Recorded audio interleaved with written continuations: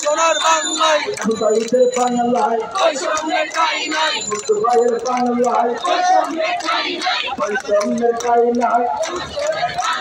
বৈষম্যের কায়নায়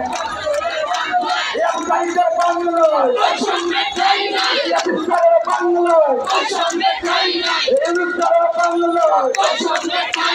বৈষম্যের কায়নায় বৈষম্য নিপাত নতুন মুক্তি পাক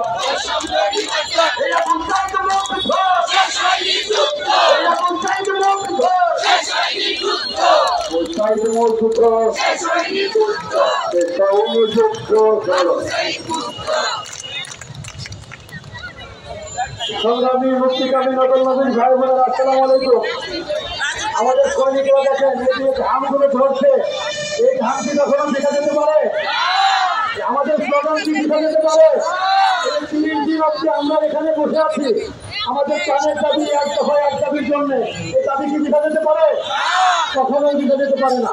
এই প্রেস ক্লাবে শান্তিপূর্ণভাবে বিক্ষুব্ধর পরে আমরা সর্বোচ্চ 30 দিন এখানে আমরা সবচাইতে সুশৃঙ্খল এবং শান্তিপূর্ণভাবে আমাদের কর্মসূচি পালন করেছি। এবং প্রত্যেকটি মিডিয়ার ভাইরা, আমাদের সাংবাদিক ভাইরা, আমাদের যে আইন শৃঙ্খলা বাহিনীর ভাইরা, NSI, PDFI, পুলিশ ভাই এবং আর্মির ভাইরা যে বলেছে, এত সুশৃঙ্খল, এত সুন্দর স্লোগান এই বর্তমান সময়ে যে আমাদের ভাইরা বোনেরা, যে বর্তমান আমাদের আসিফ নজরুল স্যার, আমাদের বর্তমান ইউনূস স্যার, এদের সম্পর্কে যে স্লোগানগুলো হচ্ছে, এ পর্যন্ত কেউ দিয়েছে? কোনো জাতি দিয়েছে? কোনো গোষ্ঠী দিয়েছে? এগুলো কিন্তু সার্বক্ষণিক কিন্তু অবজারভেশন হচ্ছে। আমাদের অনেক ভাইরা মানে অসন্তুষ্ট হয়েছেন বোধ হয় আমাদের উপর। আমাদের ধৈর্যের ফল মিষ্টি হয়।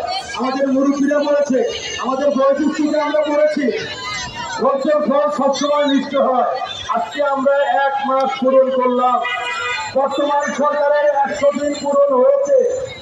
আমি একটু আগে দেখলাম আসিফ নজরুল স্যার একটি লাইভে আমাদের প্রধান উপদেষ্টা মহোদয় শান্তিতে নবীন বিজয়ী ডাক্তার ইউনূস স্যার বক্তব্য দিচ্ছে, যেটা লাইভ প্রচার হচ্ছে। আমাদের আসিফ নজরুল স্যার যেটা লাইভ প্রচার করেছে দেখলাম, আমি অনেকটা প্রচার করেছে আমাদের